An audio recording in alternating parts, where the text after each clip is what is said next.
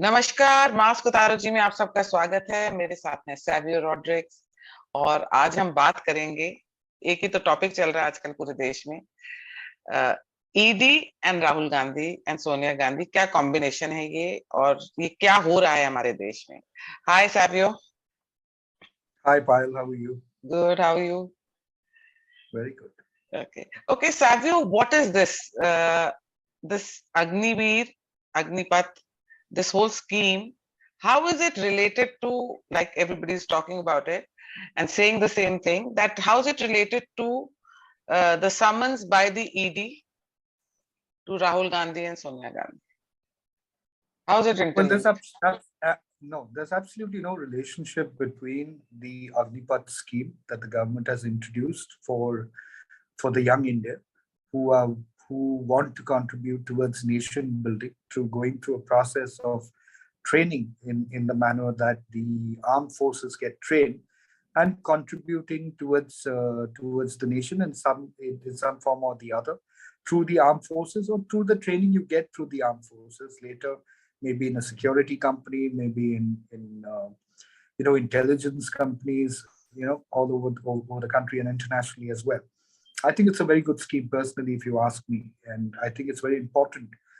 I wish we had these kind of schemes earlier when we were growing up and we could contribute towards nation building. And one of the best things about being in the armed forces, from people that I've interacted with who are from the armed forces, is that they turned out to be very disciplined, very organized, very focused people who are committed to the nation. And they Even don't if get they retired convoluted. early, even if they retired early. Correct. They don't get convoluted on issues of religion and caste and all these kind of paraphernalias that affect normal people, that get politically motivated or religiously motivated to do things. So the army is one threshold or an institution in India, and the armed forces for that matter, that looks at people at an individual level, and they look at the skill sets that they bring to the table as far as you can contribute towards the nation and the armed forces. It has absolutely no correlation to what's happening to Rahul Gandhi and Sonia Gandhi with regards to the ED investigations. No, I think I put my question. No, I think it was not put properly. The protests that are happening in the name of Agniveer, is it somewhere correlated to the summons given by the ED to the mother and son? Well, I think it's got you could say in a way that it could be, to take away the focus that is there on the investigations that ED is having on Rahul Gandhi and Sonia Gandhi. And it's also inherent nature to the Congress to create protests, and somehow those protests somehow lead to a certain violent repercussion across the country. So you saw it at the CAA, you saw it at the farmers' protests. Though there was no direct involvement of the Congress, there was a tacit involvement of the Congress in it as well. So today, when a Priyanka Gandhi Vadra comes out and says that we have to topple the government and this is against the youth of India, I'd like to ask Priyanka Gandhi Vadra, has she read what the Agnipath scheme is all about? Has she understood it? Is the second most important question. And the third most important question is, what is wrong with it? Because I'd like to understand. I'm assuming she's an intellectual. Okay, I'll give her the benefit of doubt. Being a part of the Nehru legacy, you should have some intellectual capacity, because you had 3 prime ministers coming out of that lineage. So I'm hoping that there is some intellectual capacity, though I have very little know-how of whether she has it or not.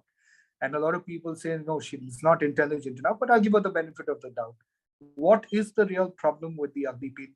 None of them have been able to tell this country what is the problem.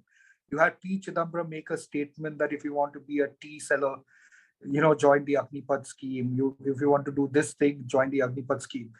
It's very strange, because if you go by that notion, what P. Chidambaram is really begging me to ask him a question, which I did on social media, was, if you want to be corrupt, if you want to learn corruption, and you want to make it a family business, should people join the Congress? Because That seems to be the hallmark of Chidambaram and his son Karti Chidambaram. They've got You haven't got the summons. You haven't got the summons. FIR has not been lodged against you for saying this. against me. For saying this. Against me? What? Well, For saying this to Chidambaram. Well, they're most welcome to try and do that, and they'll realize that, we are not a mild cookie that can break. You are most welcome to try that, because then I'll give Chidambaram a war he's never seen.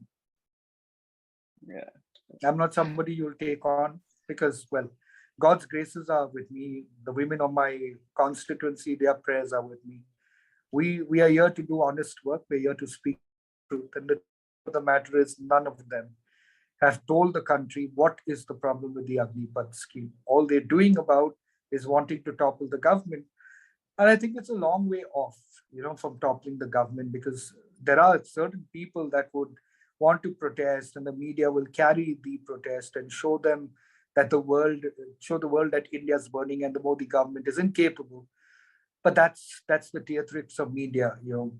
They're never going to show you good news. I'll give you a classic example. Take my Twitter feed itself.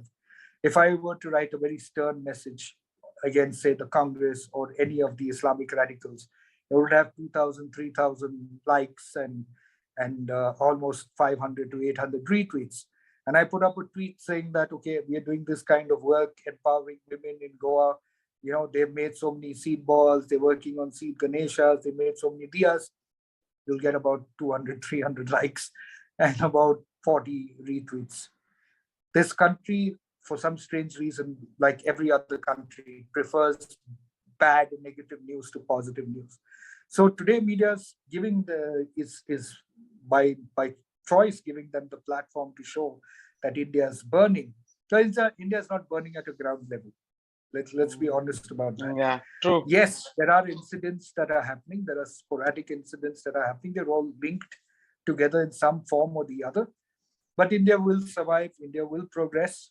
People have to rationalize in their head that everything is a political drama to gain a political mileage by people who want and are desperate to get into power.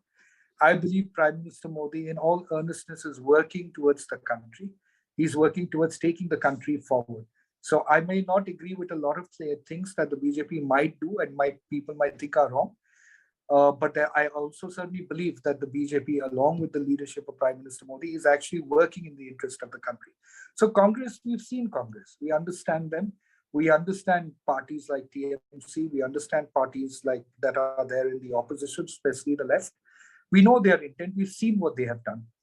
I think there's never been a lot of positivity towards India globally and amongst the young India as it has been under the Narendra Modi leadership. There have been questions that people have asked even when it came to the statement made by Nupur Sharma. And, there were a lot of people within the supporters of the BJP and Prime Minister Modi that raised a lot of questions about the decision. But I think it's how you look at the situation. Because I personally, in my personal opinion, I don't think Nupur Sharma is wrong in the facts behind what she stated. She has only erred, in my opinion, in the timing and the tonality of what she said. And obviously the tonality has come because she was provoked. But it was not necessary, in my opinion, because you're trying to inform. So, Savio, why did they expect Modi ji to talk about the whole Nupur saga or whatever she said? Well, from my understanding, the belief is that Nupur's statement was not factually incorrect, because there have been many verses in the Hadith that speak about the implications of what she said. So, in matter of fact, it was not incorrect.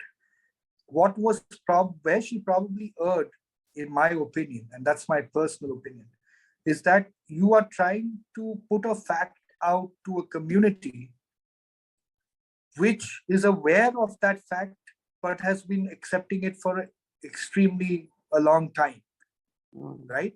So the change, because when you stray into the path of religion and religious beliefs, when you are representing a political party, and you're representing a political party that represents a country, then you've got to be a little careful. More matured, because I'm not mature. I think she did make an immature statement because it was a provocation that led her to that statement. Okay, there were things said by Taslim Remani of the SDPI, the guy before, that provoked her enough to react in that manner.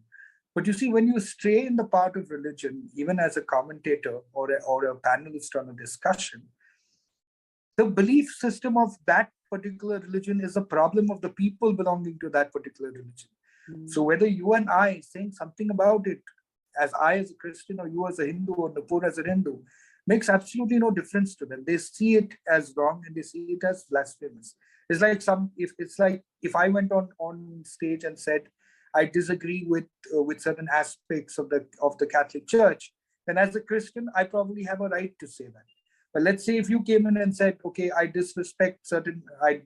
don't believe in certain aspects of the Christian religion, then I would tell you, hey, listen, that's none of your business. That's the business of the people in the Christian community. Yeah. So commenting on religious-based issues, when it is not your religion, no matter how much of an opinion you have, is really not anyone's prerogative unless it interferes with your religion. For example, on conversions for that matter, a Hindu has every right to talk about it because you are infringing in the space of the Hindu religion, right? So when somebody, let's say an Islamic person or a believer from the Christian community goes about proselytizing his religion, and you have somebody, wanting to convert people either to Islam or Christianity, then the Hindu is within the right to comment on it. Just like the Christians and the Muslims have their right to defend their religion, the Hindus also have a right to defend their religion when people mock it. That's why, that's why it's very important in communication at this level is to understand religion has got nothing to do with it. Nobody has a right to mock the Hindu religion at all. And the reason why she reacted was a provocation. Derogatory comments made, to absolutely absurd comments made. Is eventually, that is the faith of the Hindus. If they believe in the Shivling and the power that surrounds the Shivling, then that's their faith. No? So in much the same way, Nupur put the facts out. Her erring is you're trying to preach to a set of people that really are aware of this fact. So it's not going to make a difference to them. They're going to see it blasphemous. More than seeing it blasphemous, they're going to find a reason to provoke. And that's exactly what happened. So I'm not saying that it is not factual at all. I'm saying what she's saying is right. As far as what certain points are there in the Hadith. But was it necessary at that time? I'm not so sure of that. So now this happened, Nupur Sharma thing happened. वो उसको sideline कर दिया. अब ये आगे अग्निपथ पे. So you think till 2024 elections don't get over, this is what's going to happen in the next 2 years? We're going to see this chaos, confusion, arson, and properties, public properties getting destroyed, trains getting delayed, flights being cancelled, and Hindu-Muslim You're going to see a lot more. I'll tell you what the conflagration is going to be. From what I understand, and normally I get my analysis more or less correct, I believe that you will see a lot more. And I never said it now. I said it at least almost 12 to 16 months ago, that this is the CAA, the farmers' protests, they were all the start to something bigger. So this is going to be a recurrent affair right till we reach to 2024. You must understand that the opposition is going to do everything in its power to destabilize the government, to create a negative impact on the government. See, fear works in a very strange way. Yeah. When you see these pictures on television, when you see the so-called protests, the violent protests, there are opinions being formed. There is a feeling that maybe the government is not doing its job well. So there is that kind of creation and the perception that is building. But even after that, a large section of the people in India still believe in Prime Minister Modi and believe that he has a vision for a better India. However, there is a considerable lot of people that are working towards ensuring that Modi's vision for India doesn't continue. That's true. Absolutely right. So, how's it going on in Goa? Like people, like I was in Goa and I was asking I was talking to the taxi drivers.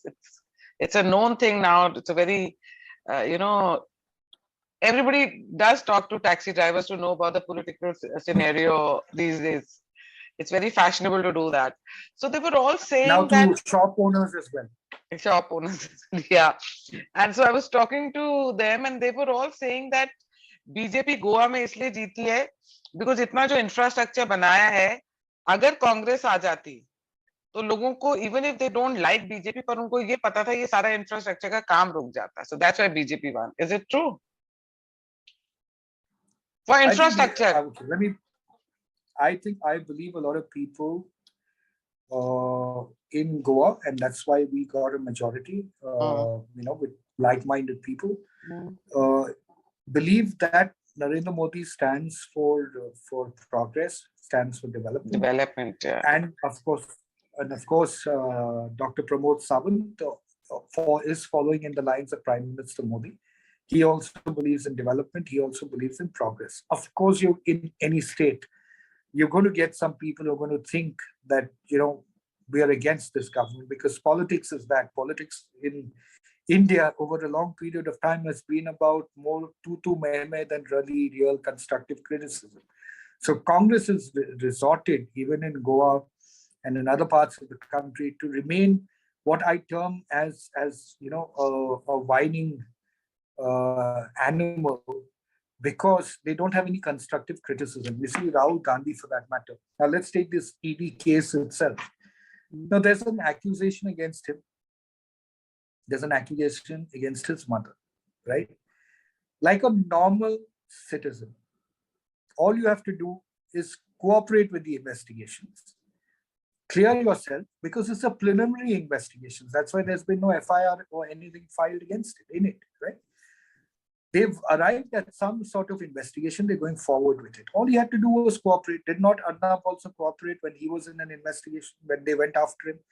By terming it a political vendetta, by coming out and protesting, which is your right to protest, but not to behave obnoxious, like some of the Congress leaders were behaving. I mean, look at Renuka Chaudhary. She literally, caught that man. Got hold of the cop's collar, yeah. Cop as a collar, which is preposterous, Yeah, so, it is, yeah. Now the strange part is, I mean, I was on a discussion on Pradeep's show, where this gentleman, some government servant who's a Congress supporter, says Rahul Gandhi is Rajiv Gandhi, and Rahul Gandhi is the family has given us 3 prime ministers.